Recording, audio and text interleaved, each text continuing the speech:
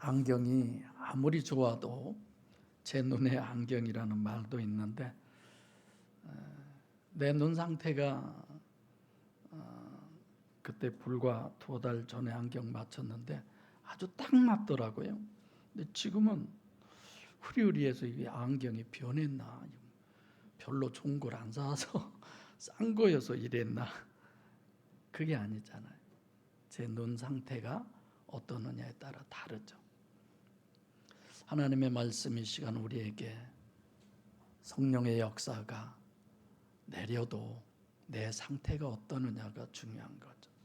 주님, 하나님의 말씀을 얼마든지 받아들일 수 있는, 나라고 하는 구유 속에 탄생하신 주님을 모실 수 있는 이 시간 말씀으로 그 은혜가 되게 해주세요. 이것이 우리들의 기도고 저도 그 기도를 합니다. 자, 우리가 생각해 보면 오늘 제목이 누가 예수를 결박했나? 결국은 누가 예수를 죽이는데 내어 주었나? 원인이 뭐냐? 이런 거죠. 여러분과 저희가 설교를 좀 쉽게 이해하기 위해서 오늘 본문은 완전히 육체를 얘기해요. 육체 우선이구나. 결국은 육체 우선이 예수를 죽음으로 끌고 갔구나, 죽였구나, 이런 걸 우리가 볼 수 있죠. 요한복음 17장 3절에 예수님께서 친히 기도를 하시면서 하신 얘기예요. 영생은 곧 유일하신 참 하나님과 그의 보내신 자 예수 그리스도를 아는 것이다 라고 그러죠. 오늘 오후에는 여러분들이 참석 못하면 꼭 유튜브라도 보세요. 피복음이 뭔가, 예수 그리스도를 아는 거지 예수의 피를 믿음으로 구원이라고 하지 않습니다. 이만큼 하나님이 육신을 입고 이 땅에 오신 신인 메시아이신 예수 그리스도를 바로 안다고 하는 것은 굉장히 어렵고 중요하기도 하고 정말 귀한 거예요. 이거. 어떻게 전능하신 하나님이 완전하신 하나님이면서 동시에 완전한 인간이실 수 있을까? 이런 게 사실 너무 어렵고 그걸 아는 게 힘드니까 대부분 어떻게 해요? 그걸 구체적으로 낱낱이 다 하는 걸 포기해버리고 그냥 맹신하는 거예요. 그게 신앙이 좋은 걸로 알고 있습니다. 지난주에 어느 한 분을 만나서 잠시 얘기를 했는데 그분이 굉장히 저 같은 이런 사고와 성경관을 가지고 있는 걸 좋아하시면서 목사님, 저하고 앞으로 깊이 있게 연구 좀 하시게 해요. 저도 그쪽에 관심이 굉장히 많이 갖고 있습니다 라고 얘기를 하더라고요. 제가 침례 요한과 성찬식에 대해서 얘기를 했죠. 주님은 완전한 인간이기에 인간의 복중에 잉태되시고 태어나셨을 뿐 아니라 성정하셔서 활동하시다가 히브리서 9장 27절 말씀처럼 육체를 가지고 이 세상에 태어난 모든 부분은 언젠가는 한 번은 죽는 것이 필연이에요. 그래서 여러분들과 저도 그러잖아요. 저는 찬송을 할 때 제가 제일 두려운 부분이 뭔 줄 아세요? 박자를 잘 못 맞춰요. 반주 없으면 저는 잘해요. 근데 장군사님 반주를 또박또박 맞추길래 아이고, 나보다 훨씬 나으시구나. 자, 그래서 주님은 창세 전부터 하나님으로 계셨던 분이잖아요. 예수님이.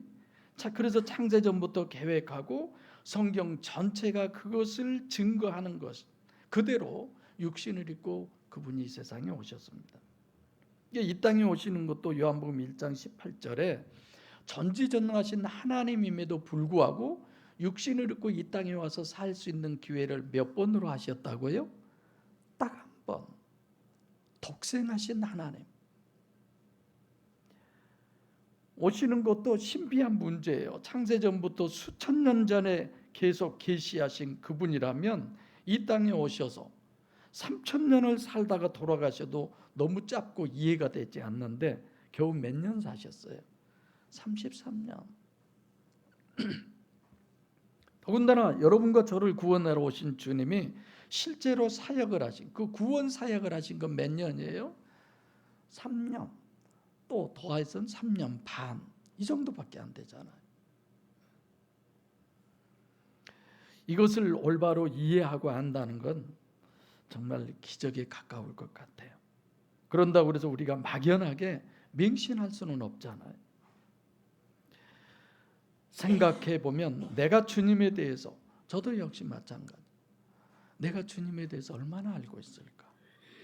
내가 뭘 얼마나 알았길래 이 시간 여러분들의 이 귀한 시간을 이 자리에 모이게 해서 그 예수를 내가 전할 수 있을까? 바로 전해야 되는데, 올바른 부분을 전해야 되는데, 그래서 두려운 마음도 있어요. 내가 이렇게 설교해도 되나? 이렇게 말해도 되나? 이런 생각을 수도 없이 많이 합니다. 자, 이런 거죠. 이 세상에 육신을 입고 오시는 것까지도 쉽게 납득이 되지 않는데 3년 반밖에 안 하신다? 이것이 그렇게 쉽게 납득이 갑니까? 더군다나 지금 18장부터 뭐예요? 십자가를 지고 이제 죽으러 가는 모습이에요. 예수님이 전지전능하신 하나님이 인간에게 어쩔 수 없이 꼼짝없이 결박당하고 끌려가서 십자가에 못 박혀 죽는다는 것이 그렇게 쉽게 여러분들은 납득이 되십니까? 그분이 그렇게 쉽게 믿어지십니까, 여러분? 아까 잠깐 기도 시간에도 얘기했지만 여러분들과 저 옛날에 어렸을 때 제가 어머니가 하는 얘기 중에 가장 화난 얘기가 그래요. 나 팔아서 갖다 바쳐라. 누가 우리 엄마를 사? 여러분 보기에 내가 팔면 얼마 정도 받을 것 같아요? 저 양반이에요, 임시. 값이 훨씬 더 나가죠. 예수님하고 한번 비교해 보세요. 예수님 값이 얼마였어요? 은 30이었어요. 내가 은 30만 나가겠어요? 괜히 깊이 들어가면 또 이상하게 생각할까 봐 안 해요. 그러니까 은 30이면 그때 당시의 가치가 아주 비천하고 가장 쓸모없는 노예의 값이라고 합니다. 그럼 주님을 억지로 잡아서 결박해서 끌고 가가지고 대제사장한테는 이방인의 결국은 손에 의해서 죽게 되잖아요. 십자가 처형, 정말 극악무도한 사람의 사형 방법이죠. 그러니까 창세 전부터, 온 우주 만물이 창조하기 전부터 하나님이 섭리하신 하나님의 완전한 것이 이런 것이다라고 한다면 과연 이해할 수 있느냐는 겁니다. 여러분들은 어떤 사람을 그렇게 믿고 이해하고 따릅니까? 얼마만큼의 돈이 여러분들에게는 이 정도면 나는 됐어, 이럴 수 있습니까? 얼마만큼의 건강이면? 우리는 십자가에 예수님을 달아놓고서 그 은혜로 구원받았다고 펄펄 뛰고 그렇지, 이건 하나님이 죽었다는 얘기로는 정말 이성이 바로 돼 있다면 전혀 받아들일 수 없는 얘기예요. 내가 너무 모순된 얘기만 장황하게, 이걸 모순되지 않게 우리가 정립해 있어야 되잖아요. 오늘 본문은 그래요.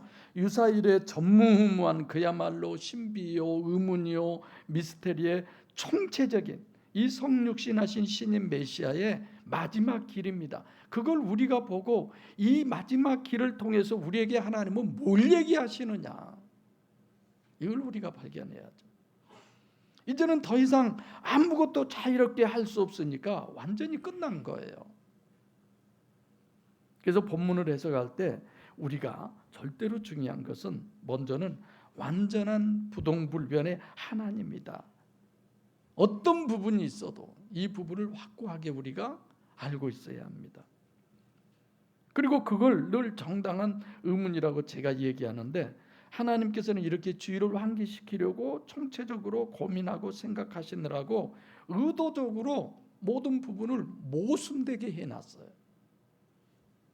이건 아니지. 성경을 읽을 때마다 이건 아니지, 이런 게 굉장히 많잖아요. 이게 모순 강조법이에요. 오늘 본문도 그래요. 창세전부터 이 세상에 오신 것도, 이따가 점점 얘기하겠지만, 이런 분을 어떻게 우리가 믿을 수 있어? 말도 안 되지. 이런 부분들이 너무 많죠. 그럼 이런 모순을 어떻게 하면 해결할 수 있느냐? 자, 예수님이 지금 태어나고 공생애를 사시고 돌아가시고 이 모든 것은 누가 계획한 거예요? 하나님이 하신 거예요. 하나님의 설정대로 지금 이게 진행되고 있습니다. 그럼 하나님은 그것에 대한 분명한 목적이 있잖아요. 그럼 오늘 본문에 등장하는 인물들을 볼까요? 천부장이라고 하는 사람이 도대체 어느 정도의 사람일까? 그냥 간단하게 1000명의 군인을 거느린 사람이에요. 천부장. 그러니까 천부장이라는 이 사람의 이 당시의 정도가 어느 정도냐? 천부장이라는 말은 예를 들어서 숫자가 1000명이지만 그들이 만약에 말 타는 사람들은 말도천이요, 우리가 상상할 수 없는 거예요. 예를 들어 사도행전 25장에 아그리파 왕 앞에서 바울이 변명하는데, 그때 25장 23절에 보면 천부장은 유대에 주둔하고 있는 총사령관이에요. 이번에 하마터면 계엄령해서 그냥 엄청 이상한 세상에서 우리가 살게 될 뻔했는데, 이 천부장은 지금 성경에 기록하기를 예수를 잡아 결박해서 끌고 대제사장한테 갔다는 거예요.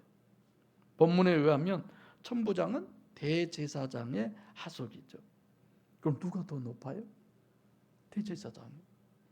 근데 이것도 의문이에요. 천부장은 어디 사람이에요? 로마인이에요. 대제사장은 유대인이에요. 지배자와 피지배자죠. 실제로 군인한테 넘겨진 건 언제 주님이 넘겨지냐면 대제사장한테 갔다가 가야바한테 갔다가 빌라도한테 갔다가 맨 마지막 돌아가실 때 로마 군인에게 가는 건데, 여기는 지금 그렇지 않아요. 그러니까 이런 설정을 하나님이 해 놓으셨다는 것부터 생각하고, 두 번째로는 대제사장을 생각해 볼까요? 오늘 본문의 대제사장은 전직 대제사장과 현직 대제사장이 있습니다. 14절에 안나스는 그의 대제사장인 가야바의 장인. 안나스는 전직 대제사장, 현직 대제사장은 가야바, 이런 거죠. 장인과 사유가 대제사장이에요. 여러분, 공부해야 할 부분을 제가 좀 알려드릴게요. 성경이 설정하는 대제사장은 아무나 되는 게 아니에요. 기준이 분명해야 합니다. 첫째, 아론의 자손이어야 돼요. 아론의 자손이 아니면 절대 대제사장이 될 수 없습니다.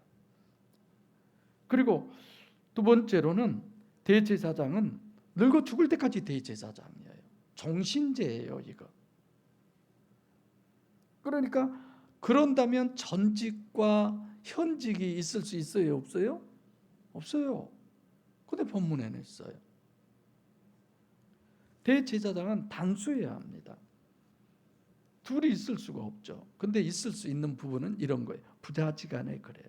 아버지가 너무 늙어서 대제사장직을 수행할 수 없을 때, 그러면 대신 아들이 하는 거죠. 그리고 또 형제도 그럴 수 있어요. 형제도 둘 중에 하나가 사고가 생기거나 그러면 제사장을 그 사고 난 사람이 할 수 없잖아요. 그러면 형제가 같이 아론 자손이니까 대제사장직을 수행할 수 있습니다. 근데 여기는 누구예요? 장인과 사위예요. 둘 다 제사장인 것을 보면은 아론 자손은 분명하죠. 아론 자손이니까. 근데 부자지간이 아니에요. 이건 형제지간이에요. 형제지간도 아니고. 그래서 지금 본문에 나온 대제사장 이 부분만 봐도 모순이에요. 말도 안 되게. 어떻게 이런 대제사장이 있을 수 있어? 그게 모순을 지금 제가 얘기하는 거예요. 그리고 또 주님을 잡아가지고 결박해서 강제로 끌고 갔다. 자, 이따가 강의 시간에 더 많이 하겠습니다만 성전이 있어야 되고 아론의 후손이 하고 기름 부음을 받아야 되고 뭐 이런 부분. 여러분 오늘 본문에 예수님이 안 가려고 하는데 억지로 막 잡아서 막 결박해서 그렇게 끌고 갔다. 이게 맞습니까? 이 앞선 주와 모든 걸 비교해 보면 전혀 안 맞는 얘기예요. 그러니까 강제로 했다는 것을 강조하는 거예요. 예수님에게 내가 그러라 다 해줬잖아요. 그리고 저들은 놓아주어라. 무슨 억지로 결박해서 끌고 간 것처럼. 그래서 이 당시의 대제사장의 권위는 어느 정도인가? 23절 제가 읽어드릴게요. 18장 23절에 보면 이렇게 기록이 돼 있어요. 이 말씀을 하시며 곁에 섰던 아소가나가 손으로 예수를 쳐 가로되 네가 대제사장에게 이같이 대답하느냐. 그러니까 대제사장이 예수님한테 그런 거예요. 네가 제자들과 다른 사람들에게 가르쳤던 그 교훈을 얘기해봐라. 그러니까 예수님이 뭐라고 그러느냐. 그건 내가 감추지 않고 다 드러내고 한 얘기다. 다들 한 얘기다. 이런 거죠. 비밀이 은밀히 하나도 안 했으니까 들은 사람한테 물어봐라. 이런 거죠. 그러니까 옆에 하석이 그냥 이런 거예요. 새끼 감히 대제사장한테 네가 또박또박 말댔고야. 그리고 때린 거예요. 어디다 감히 말댔고야. 이런 거죠. 어디다 감히 며느리한테 시어머니가 말대꾸를 해요. 요즘은 이렇게 됐다고 그러대요. 그런 부분들이 상당히 여러 군데 있습니다. 사도 바울도 그 변론하다가 뭐라고 그러니까 아이고 내가 제사장인 줄 모르고 그랬습니다. 이렇게 대답하잖아요. 보통 거니까 아니죠. 스데반이 돌에 맞아 죽을 때도 누구 허락이 있었어요? 대제사장 허락. 또 바울이 다메섹으로 올라가서 예수 믿는 사람들을 잡아다 가둘 때 무슨 권세로 그랬어요? 대제사장. 다 대제사장이에요. 성경이 계시하는 대제사장, 그 제사장은 어떤 사람이냐? 첫째 아론의 자손이어야 되고, 두 번째로는 하나님의 기름 부음이 있어야 돼요. 그러죠? 왕도 그렇게 세웠죠. 선지자도 그렇게 세웠잖아요. 기름 부음 아주 중요하죠. 그 다음에 대제사장은 뭐가 있어야 돼요? 성전이 있어야 돼요. 예배당 없어도 목사 있잖아요.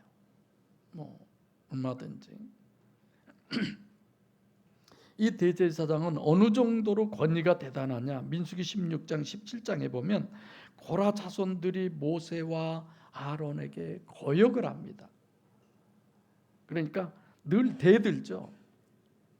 하나님이 어떻게 해요? 땅을 갈라지게 해서 몽땅 그냥 매장을 시켜버리잖아요. 하나님도 이렇게 보호해 주시는 거예요. 그래서 요즘 성경에 능통한 목사님들이 감히 목사님 말씀에 큰일 날라고 뭐 이런 거 있죠. 방금 얘기는 누가 그냥 헛소리했다는 얘기예요. 또 시험에 들지 마세요. 그 대제사장을 우리가 하나 생각해 봐야 할 것은 이런 거예요. 각 지파대로 지팡이를 하나씩 다 가져오라고 그러잖아요. 그래서 어디다 갖다 놔요? 지성소에다 갖다 놔요. 근데 그 12지팡이 중에 아론의 이름을 쓴 지팡이에 싹이 나고 꽃이 피고 살구 열매가 맺어요. 그러니까 이게 대제사장의 것이라고 하는 부분에 있어서 딸싹을 못하죠. 다른 사람들이. 그리고 대제사장은 1년에 한 번씩 지성소에 들어가서 하나님을 직접 대면할 수 있는, 만날 수 있는 사람이 대제사장이에요. 보통이 아니죠. 그야말로 보이는 누구다? 하나님이에요. 예수가 말대꾸 한다고 때릴 만큼 충분한 그가 바로 대제사장. 그래서 본문에서 말씀하고 있는 대제사장 안나스와 가야바. 그럼 이들은 누구냐? 첫째 아론의 제사. 두 번째 기름 부음을 해야 되고 세 번째 성전이 있어야 돼요. 근데 이 세 가지 중에 이들은 아론의 후손은 맞아요. 성전은 당시에 무슨 성전이 있었어요? 예수님 당시 헤롯 성전이 있었어요. 회당과 성전이 같으니까. 그럼 전직 현직 장인 사유가 어떻게 대제사장이냐? 안나스가 대제사장이 된 것은 하나님이 기름을 부은 게 아니에요. AD 6년에 시리아 총독 쿠리누스가 대제사장으로 임명한 겁니다. 전부 짜가예요. 그죠? 로마 사람 이방인이. 가야바는 또 주 15년에 유다의 행정장관인 그라투스가 안나스를 폐위시킨 거예요. 잘라버린 거예요. 뭔가가 어쨌든 지금 전직 좀 안나스가 말을 안 들은 거죠. 그래서 말 잘 듣는 가야바를 대제사장으로 세운 겁니다. 이런 환경 속에 예수님이 오셔요. 하나님의 기름 부은 게 아니라 로마 이방인 성령의 기름이 아니라 마귀의 기름 부음 받은 육이 절대고 사단의 절대적인 그런 존재. 이게 누구예요? 안나스와 가야바예요. 그들이 제사장이 된 본질이 어떤 것인가를 우리는 알아야죠. 누가복음 2장에도 보면 예수님께서 공생이 시작하실 때 그때가 안나스와 가야바가 대제사장일 때, 그때 오셔서 이 사람들에 의해서 결국은 죽는 거예요. 이것은 하나님의 섭리고 하나님의 뭐다?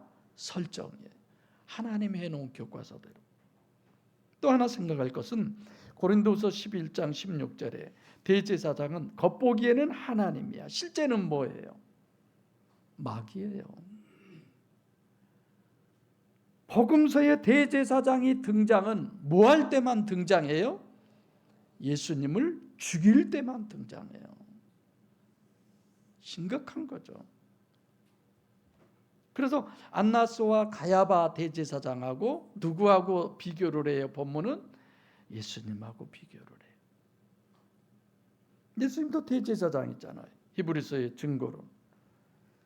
초점은 대제사장의 자격이 있는 그 자격은 지금 이들에게는 심각한 문제가 뭐냐? 기름 부음의 문제예요. 예수님은 메시아라고 하는 히브리어, 메시아라는 뜻이 뭐예요? 기름 부음을 받은 자예요.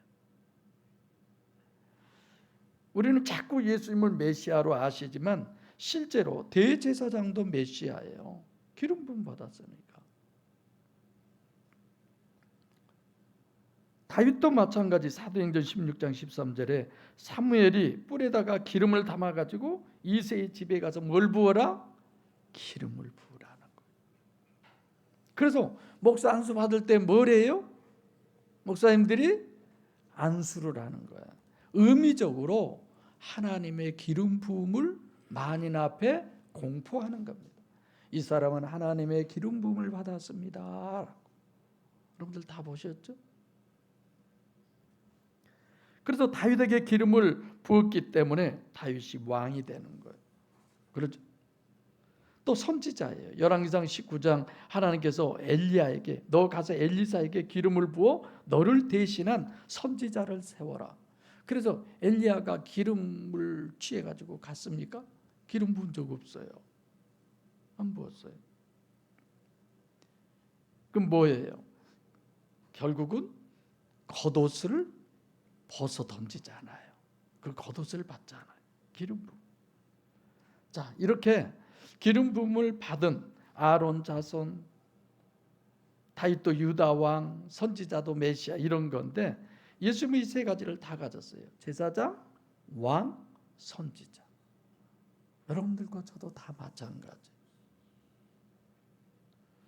메시아 기름 부음을 받은 것이고 기름 부음이 절대다. 그래서 멜기세덱 판차를 쫓는 주님으로 정립해 주는 게 히브리서 7장부터 9장이죠.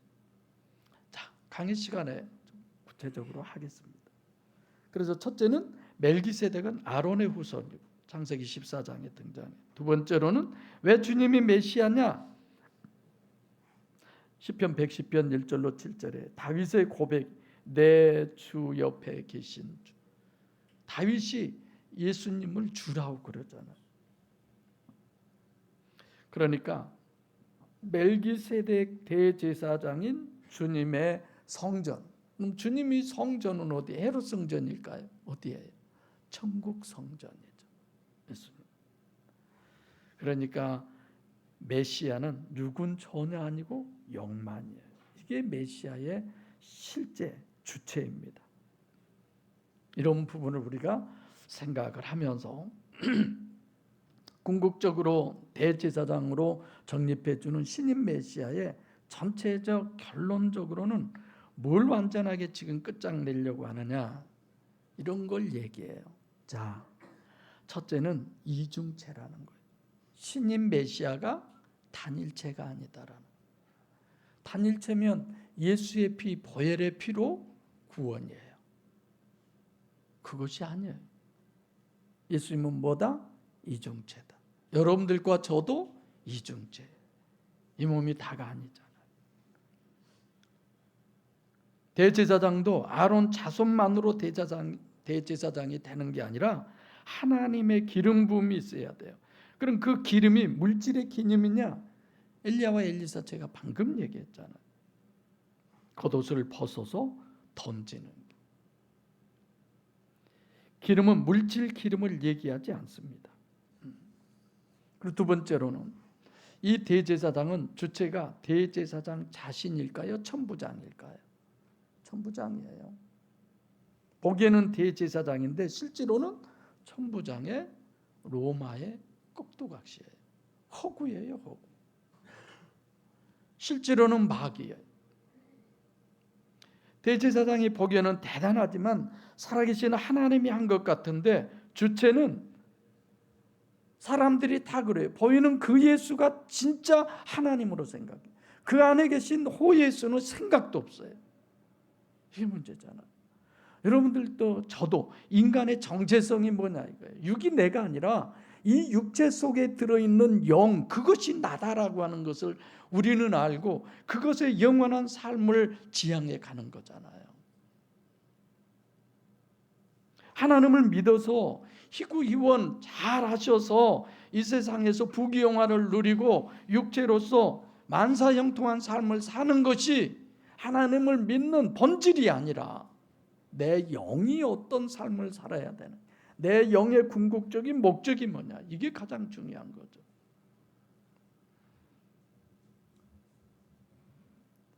내일부터 수요일까지 목사님들 또 거기에는 신학자들도 있어요. 강의를 해야 돼. 어제 잠깐 무슨 시간에 제가 볼펜을 찾다 못 찾아서 간략하게 기록했지만 하나님의 모순성을 먼저 얘기하려고 그래요. 우리가 가끔 기도하는데 보면 우리의 생사화복을 주관하신 하나님, 여러분들이 그분이 여러분들의 생사화복을 주관하게 그분에게 이름했습니까? 우리는 내가 죽고 사는 것에 대한 아무런 선택권도 없는 거야. 그렇게 태어난 존재들이에요, 우리가. 그리고 자기 마음대로 우리에게 이렇게 저렇게 때로는 당근과 채찍질을 해서 말 잘 들으면 천국 보내고 말 안 들으면 이번에도 뭐 말 안 들은 어떤 분들을 해고시키잖아요. 하나님이 그런 유형이에요? 그런 하나님을 왜 믿어요? 맨날 천국보다는 지옥 안 가려고 더 하나님 믿고 그러지 않나요? 자, 이렇게 시작하려고 준비를 해봤어요. 그래서 본문을 통해서 사람들은 보이는 예수가 주체인 줄 알고 예수를 묶었어요. 예수님은 분명히 대답했어요. 에고 에이미, 내가 전능하신 하나님이다라고. 그래서 막 다 나가서 넘어지고 막 그러잖아. 그래서 첫째는 이중체, 두 번째는 주체는 내 영이다, 세 번째로는 영이 실체다. 하나님, 우리가 이 믿음이 굳세게 해주세요. 이 정립이 바로 되게 해주세요. 이 기도를 하는 거죠. 성경이 왜 예수님이 실체로 영이 실체인 신인 메시아냐? 제가 설명해 드렸습니다만, 멜기세덱이 아브라함을 축복하고 아브라함이 11조를 드리고 이런 걸 다 받고 그러잖아요. 실체죠. 대제사장의 영은 결국은 마귀고 천부장이지 그 외에는 다 관념이에요. 여러분들의 신앙이 관념인지 실체인지를 깊이 생각하셔야 합니다. 주님이 이 세상에 오신 것도 요한복음 1장 18절에 본래 하나님을 본 사람이 없으되 아버지 품속에 독생하신 예수 그리스도가 나타내셨다. 성육신, 보이지 않는 하나님의 실체다. 영이 실체다. 이걸 태어나면서부터 얘기하시잖아요. 여러분들과 저는 수없이 들었으니까 당연한 것 같지만, 인간은 단일체가 아니고 이중체고, 두 번째로는 주체는 영이지 육이 아니고, 세 번째로는 영이 실체다라고. 자, 이렇게 오셨다가 3년 만에 꼭 공생에 사역하시고 죽으셔야만 되느냐? 그래서 오늘 본문의 궁극적인 목적은 뭐예요? 12절 시작이 뭐예요? 이해라고. 이해. 뭐예요? 베드로가 검을 휘두르는 거예요. 6.25 육이 절대라는 거예요. 천부장, 군인이에요. 이방인이에요. 육이 절대예요. 유대인의 하속, 대제사장이나 바리새인의 손이나 그들과 손이나 발을 맞추는 6.25 철저하게 육을 강조하는 게 오늘 본문의 다 얘기입니다. 그 육 우선이 육체가 결국은 예수를 십자가에 못 박혀 죽이는 거죠. 제사장도 안나스와 가야바가 육만이지 영은 전혀 제사장일 수 없는 존재들이에요. 그리고 가야바가 뭐라고 합니까? 14절에 한 사람이 죽어서 백성이 다 죽지 않는 게 유익하지 않냐? 저거 죽여라, 이런 거죠. 철저하게 육이고 가시적 결과고 보이는 게 절대라는 거예요. 육에 의해서 결박당한 하나님, 그게 오늘 본문의 총체적인 결론으로 얘기를 합니다. 너무 우리 자신급사하지 않아요? 육이 절대인 우리 속에 들어오셔서도 꼼짝달싹 못하신 하나님, 완전히 결박시켜서 감금시켜 놓고, 육체 우선 신학을 정립하지 못한다면 이 본문을 해석할 수 없어요. 요한복음 17장 2절에도 이 세상을 육신을 구원하는 것이라면 육체 우선이고 뭐고 다 단일체면 돼요. 근데 하나님의 목적은 육체 구원이 아니잖아요. 영혼을 구원하는 것이고 이 세상을 도피가 아니라 천국의 영광을 위해서고, 그렇기 때문에 임마누엘 구원이 절대인 것입니다. 임마누엘 구원하려면 전능하신 하나님이 여러분과 제 심령 속에 무슨 살이를 해야 돼요? 감옥살이를 하셔야 돼요. 그러지 않으면 불가능해요. 그래서 요한복음 14장 16절 17절 내가 아버지께 구하겠으니 그가 또 다른 보혜사를 너희에게 주사 영원히 너희와 함께 계시고 또 너희 속에 있게 하려 하십니다. 천지전능하신 하나님이 어떻게 사람의 속에 들어와서 딸싹 못하고 감옥살이라는, 말이 안 되죠. 이렇게 보이대로 관계 전지전능하신 보혜사이신 실체이신 예수 그리스도가 육체 우선에 의해서 지금 결박당한 거예요. 우리 심령 안에 들어오셔도 완벽하게 이런 부분을 정립해 주시잖아요. 그 주님이 자유해야 되는데 어떻게 하나님을 믿는다고 하면서 하나님의 의도와 뜻과 하나님의 목적을 결박시켜버리고 그분을 통해서 내가 자유하려고 하는 완전히 비신앙적인, 성경과 너무나도 다른 마귀 역사 속에서 오히려 그것이 은혜고 축복이라고 생각하니 이게 어떻게 신앙인입니까? 이렇게 육체 우선이 절대로 설계하셨는데 구원 자체는 영혼을 구원하고 천국 구원이고, 따라서 육체는 필요해요. 필요악이라고 제가 그랬어요. 필연적으로 육체는 그래서 어떻게 돼야 돼요? 죽어야죠. 부서져야죠. 그래서 뭘 져야 돼요? 십자가를 져야 되죠. 주님도 십자가가 필연이에요. 여러분과 저도 구원받는데 십자가가 필연인 것입니다. 그래서 제목은 또 아까 얘기했던 거지만 누가 예수를 결박했습니까? 누가 했어요? 하나님이 하신 거예요. 하나님이. 그죠? 육체 우선으로 하나님이 설계하셨잖아요. 그래서 본문은 이해라고 베드로가 검을 휘둘러서 결국은 예수가 결박된 이런 결과죠. 여러분들과 저도 마찬가지. 하나님, 내가 결박되기를 원합니다. 육체 우선이 결박되기를 원합니다. 육체가 실제인 관념이 결박되기를 원합니다. 정말 소리질러 우리가 기도해야 할 기도 제목이잖아요. 육체 우선은 부인되어져야 되고 부셔져야 되고 육을 강화하면 할수록 주님을 더 죽이는 것입니다. 예수님이 이렇게 성탄 추리가 있는데 오셨습니까? 이쪽과 이쪽은 너무 다르게 그렇게 설정해 보려고 그래. 나 내 염소 새끼라도 키우면 여기다 하나 갖다 묶어놓을까? 그런 거잖아요.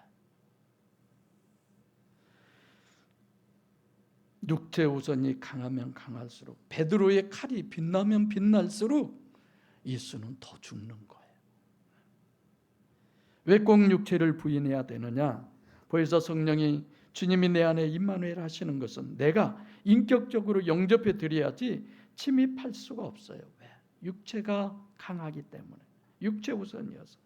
그래서 내가 나를 완전히 십자가에 못 박고 주님을 영접하기 전에는 그분은 절대로 여러분과 제 안에 들어오실 수 없습니다. 하나님의 말씀을 우리는 잘 알아요. 성경을 잘 알아요.